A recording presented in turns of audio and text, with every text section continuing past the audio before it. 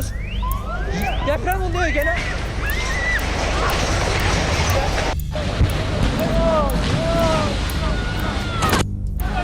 Şey üstümüzde abla. Yavaş yavaş. अस्सलाम वालेकुम वरहमतुल्लाहि वबरकातुहू। नाज़रीन, इस्तक़बाल है फ़िक्र ख़बर स्टूडियो में। मैं रिज़वान अहमद नदवी मुल्क और आलमी आम और ख़ास ख़बरों के साथ। तो नाज़रीन, ख़बरों की तफ़सीलात से क़बल आपसे हमेशा की तरह एक गुजारिश ज़रूर करेंगे कि अगर आपने हमारे चैनल को सब्सक्राइब नहीं किया है तो सब्सक्राइब ज़रूर करें, बेल आइकन पर क्लिक करें और वीडियो को लाइक और शेयर ज़रूर करें और कमेंट बॉक्स में अपनी राय ज़रूर रखें। तो नाज़रीन, बढ़ते हैं ख़बरों की तफ़सीलात की तरफ। तुर्की और शाम में आने वाले तबाहकुन ज़लज़ले ने पूरी दुनिया को हिला कर रख दिया है। ज़लज़ले की वजह से दोनों ममालिक के मुख्तलिफ़ इलाक़ों में खौफनाक तबाही के मंजर हैं। ज़लज़ले से इमारतों और लाशों के ढेर लगे हुए हैं। 1939 के बाद से तुर्की में आने वाली ये सबसे बड़ी आफत इसे बताया जा रहा है। तुर्किया में आज भी ज़लज़ले के झटके महसूस किए गए हैं और 24 घंटों में ज़मीन जो है वो चौथी बार लरज़ उठी है। वहीं शाम, इजराइल और लिबनान में भी ज़लज़ले के शदीद झटके महसूस किए गए हैं। तुर्किया और शाम में ज़लज़ले ने बड़े पैमाने पर तबाही मचाई हुई। अब तक खबर लिखे जाने तक जो है वो अब तक 4300 से ज़ायद अफराद जान की बाजी हार चुके हैं। 20,000 से ज़ायद अफराद ज़ख्मी बताए जा रहे हैं, जबकि इमारतों के मलबे तले मुतअद्दिद अफराद अब भी दबे हुए हैं, जिन्हें निकालने का काम जारी है। रेस्क्यू ऑपरेशन के साथ साथ मरने वालों की तादाद भी तेज़ी से बढ़ रही है। इजराइल और लिबनान में भी ज़लज़ले से ये इलाके जो है वो बुरी तरह से मुतासर हुए हैं। 10 शहरों में 1700 से ज़ायद इमारतों को नुकसान पहुँचा है। इस दौरान सिर्फ शाम में कम अज़ कम 1400 अफराद जो है वो जान की बाजी हार गए हैं और 639 अफराद ज़ख्मी बताए जा रहे हैं। आलमी इदारे सेहत के मुताबिक तबाही के दरमियान अमवात की तादाद 8 गुना ज़्यादा हो सकती है। बता दें कि डच साइंसदान ने 3 रोज़ कबल ही तुर्किया और दीगर मुल्कों में ज़लज़ले की पेशगोई की थी, जो कि दुरुस्त साबित हो गई है। और साइंसदान ने उस वक्त कहा था कि इस खित्ते में 7.5 शिद्दत का ज़लज़ला आएगा। तो उसके बाद हमने देखा कि किस तरह से तुर्की में तबाही के मनाजिर हैं और अब तुर्क सदर रजब तैयब एर्दोगान ने 7 रोज़ा सोग का ऐलान किया है। वहीं शिहाब चित्तूर, जिन्होंने केरल से अपना पैदल सफ़र हज का आगाज़ किया था, वो अब एक बार फिर पाकिस्तानी सिफारतखाने से लाजमी सफ़री कागज़ात मौसूल होने के बाद जो है वो अपना सफ़र दोबारा उन्होंने शुरू कर दिया है। बता दें कि 4 माह से वो जो है पाकिस्तानी सिफारतखाने से लाजमी सफ़री कागज़ात वो उन्हें मौसूल नहीं हो पा रहे थे, जिसकी वजह से उनका सफ़र रुका हुआ था। मल्लपुरम से ताल्लुक़ रखने वाले शिहाब चित्तूर इतवार को उन्होंने फ़ेसबुक अकाउंट पर इस बात का ऐलान किया था कि पाकिस्तान से ट्रांज़िट वीज़ा उन्हें मौसूल हो गया है, जिसके बाद जो है इन्होंने गुज़िश्ता रोज़ जो है पाकिस्तान के हद में वो दाखिल हो गए और जहां इसकी इत्तला जो है उन्होंने ख़ुद जो है वो फ़ेसबुक पर दी है। शिहाब चित्तूर ने वाघा बॉर्डर पर एक वीडियो बनाकर भी इंस्टाग्राम पर पोस्ट की है और एक वीडियो में उन्हें वाघा बॉर्डर पर पाकिस्तानी ऑफिस में चाय पीते हुए भी देखा जा सकता है, जहाँ पाकिस्तान का परचम भी लगा हुआ है। उसके कुछ ही देर बाद वो पाकिस्तान की सरजमीन में दाखिल हो गए और पंजाब में ट्रांजिट वीज़े के इंतज़ार में बता दें कि गुज़िश्ता 4 महीने और 9 दिन तक वो अमृतसर में आफिया किड्स स्कूल में मुकीम थे। उत्तराखंड के हल्द्वानी के तजावुज़ात केस की आज सुप्रीम कोर्ट में समाअत हो रही है। इंतजामिया के अलावा मुतासरीन की नज़रें भी सुप्रीम कोर्ट में होने वाली समाअत पर टिकी हुई है। रियासती हुकूमत और रेलवे सुप्रीम कोर्ट में क्या मौक़िफ़ इख्तियार करती है, उस पर भी सभी की तवज्जो मरकूज़ है। याद रहे कि नैनीताल ज़िला इंतजामिया ने 8 जनवरी से हल्द्वानी में हज़ारों पक्के मकानात को मिसमार करने के लिए वसी इंतजाम किए थे, लेकिन 5 जनवरी को सुप्रीम कोर्ट ने हल्द्वानी में रेलवे की ज़मीन से 4000 से ज़ायद ख़ानदानों को बेदखल करने के उत्तराखंड हाई कोर्ट के हुक्म पर रोक लगा दी थी। जस्टिस संजय किशन कौल और अभय एस ओका की बेंच ने कहा था कि इसमें एक इंसानी उनसुर है और कहा था कि 7 दिनों में कई 1000 लोगों को हटाया नहीं जा सकता। बेंच ने इस बात पर भी जोर दिया था कि मुतबादिल इंतजाम किए बगैर लोगों को उजाड़ा नहीं जा सकता। अदालत उज़्मा ने दलाइल सुनने के बाद 1 हफ्ते के अंदर ख़ानदानों को बेदखल करने और उनके मकानात गिराने के हाई कोर्ट के हुक्म पर रोक लगा दी थी और अब जो है ये मामला सुप्रीम कोर्ट में इस मामले पर समाअत हो रही है। अब देखना ये होगा कि सुप्रीम कोर्ट क्या मौक़िफ़ इख्तियार करती है। वही अपोजिशन जमातें लगातार मोदी हुकूमत पर बेरोजगारी को लेकर तनकीद का निशाना बना रही हैं। अब आरएसएस सरबराह मोहन भागवत सरकार के दिफा में उतर गए। मोहन भागवत ने अब मेहनत मजदूरी के तई एहतराम के जज्बे की कमी को मुल्क में बेरोजगारी की वजह करार दिया है। नौकरियों के पीछे भागना बंद करने की भी उन्होंने अपील की। उन्होंने कहा कि किसी भी काम को چھوٹا یا بڑا نہیں کہا جا سکتا۔ انہوں نے کہا کہ ایشور کی نظر میں سب برابر ہیں اور اس کے سامنے کوئی ذات یا فرقہ نہیں ہے۔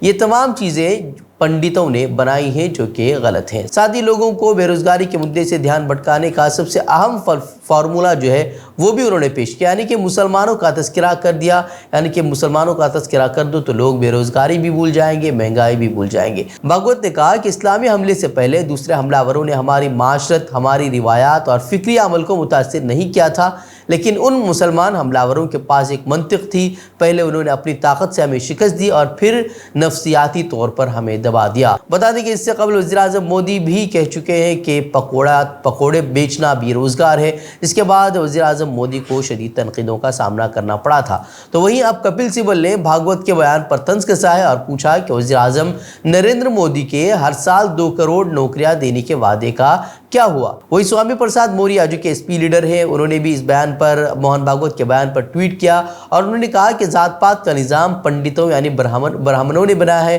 یہ کہہ کر سن کے سربراہ مسٹر بھاگوت نے مذہب کی آڑ میں خواتین، آدیواسیوں، دلتوں اور پسماندہ لوگوں کو گالی دینے والے مذہب کے نام نہاد ٹھیکیداروں اور ڈھونگی لوگوں کی قلی کھول دی ہے۔ کم از کم اب تو رام چرت مانس سے قابل اعتراض حصے کو ہٹانے کے لیے وہ آگے آئیں۔ صرف بیان دینے اور لپاپوتی کرنے سے کام نہیں چلے گا۔ وہیں RSS سربراہ کے برہمنوں پر دیے گئے متنازع بیان پر کانپور کے برہمن سماج نے مخالفت کرتے ہوئے انہوں نے احتجاج بھی درج کیا ہے۔ برہمنوں نے کانپور میں احتجاج کیا اور مظاہرہ کیا۔ انہوں نے موہن بھاگوت سے اپنے بیان کو واپس لینے اور برہمنوں سے معافی مانگنے کا انہوں نے مطالبہ کیا ہے۔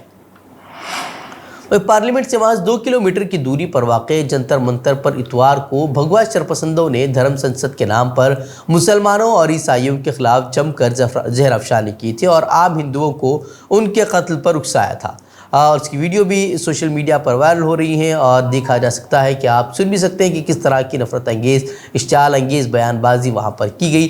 مگر دہلی پولیس نے ان پر کارروائی کرنے کے بجائے نسل کشی کے بیان کو کور کرنے پر مولیٹیکس میڈیا ہاؤس کو نوٹس جاری کیا ہے۔ نوٹس میں لکھا گیا ہے کہ یہ دیکھا گیا ہے کہ آپ سوشل میڈیا کا استعمال جارحانہ، بدنیتی پر مبنی اور اشتعال انگیز پوسٹ کے لیے کر رہے ہیں۔ نوٹس میں مزید لکھا گیا ہے کہ آپ کو ایسا کرنے سے باز رہنے کی ہدایت کی گئی ہے۔ اگر آپ باز نہیں آتے تو قانون کے متعلقہ دفعات کے تحت سخت کارروائی کے لیے آپ ذمہ دار ہوں گے۔ دہلی پولیس کا رویہ وہ ایک ایسے وقت ہے جب سپریم کورٹ میں اسے 1 سے زائد بار نفرت انگیز تقریروں کے معاملے میں کارروائی نہیں کرنے پر سرزنش کا سامنا کرنا پڑا ہے۔ غورطلب ہے کہ اس تقریب میں 400 سے زائد لوگ شامل تھے۔ جنتر منتر پر منعقدہ اس تقریب میں ایک مقرر مہامنڈلیشور سوامی بھکت ہری سنگھ نے کہا تھا کہ چاقو نہیں چلے گا، اب اسلحہ اپنے گھروں پر رکھیں، اور بھی کئی ساری باتیں انہوں نے اپنی تقریب میں کہی تھی، لیکن دہلی پولیس میں ہمت نہیں کہ وہ ان کے خلاف کوئی کارروائی کرے۔ وہ اس نوٹس پر مولیٹکس کے ایڈیٹر نے اس کا جواب دیا ہے۔ انہوں نے لکھا کہ میں دہلی پولیس کے نوٹس سے حیران ہوں۔ انہوں نے دہلی پولیس کو مشورہ دیا کہ وہ ان کے بجائے نفرت پھیلانے والے ان لوگوں کے خلاف نوٹس جاری کریں اور ان کے خلاف کارروائی کریں۔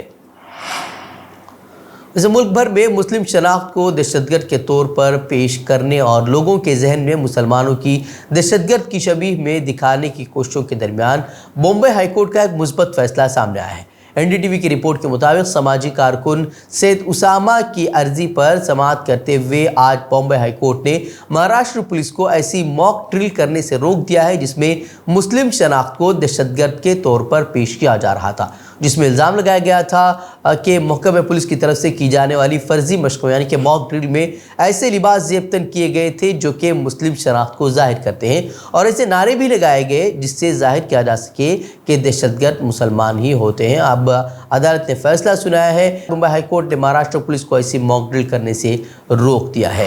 جموں کشمیر میں غیر قانونی تجاوزات کے نام پر بلڈوزر کی کارروائیاں جاری ہے۔ کئی مکانات جس میں لوگ 10 سال سے رہ رہے تھے ان کو مسمار کیا جا رہا ہے اور بغیر کسی نوٹس کے اس طرح کی کارروائی انجام دی جا رہی ہے۔ اب اس کو لے کر پیپل ڈیموکریٹک پارٹی یعنی کہ PDP کے سربراہ محبوبہ مفتی نے الزام عائد کیا کہ بھارتیہ جنتا پارٹی غریب شہریوں کے گھروں کو مسمار کر کے ان پر بلڈوزر استعمال کر کے کشمیر کو افغانستان میں تبدیل کر رہی ہے۔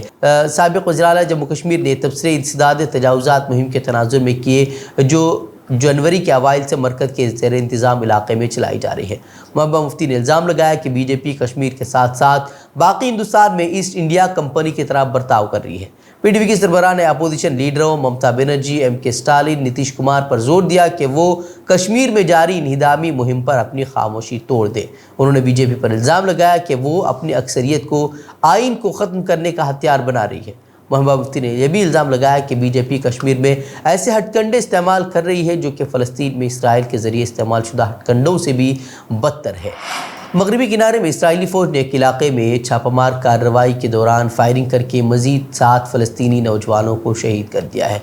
इसराइली फ़ौज की इस जारहियत में 3 फ़लस्तीनी नौजवान ज़ख्मी भी हुए हैं, जिनमें से 2 की हालत नाजुक बताई जा रही है। ज़ख्मी इंतहाई निगहदाश्त के वार्ड में ज़ेर इलाज है। उसके साथ ही इसराइली फ़ौज के तर्जुमान ने दावा किया कि उस इलाके में मुसल्लह नौजवानों ने 28 जनवरी को चेक पोस्ट पर हमला किया था, जिनकी गिरफ्तारी के लिए आज जाने वाली टीम पर भी फायरिंग की गई। दूसरी जानिब हमास ने इसराइल के इस इक़दाम को बुज़दिलाना करार देते हुए कहा कि फ़लस्तीनियों की नस्ल कुशी का भरपूर जवाब दिया जाएगा। तो नाज़रीन, ये थी खबरें। मज़ीद खबरों के लिए आप हमारे वेबसाइट www.fikrokhabar.com की तरफ रुख कर सकते हैं। वीडियोज़ के लिए हमारे यूट्यूब चैनल को सब्सक्राइब करें।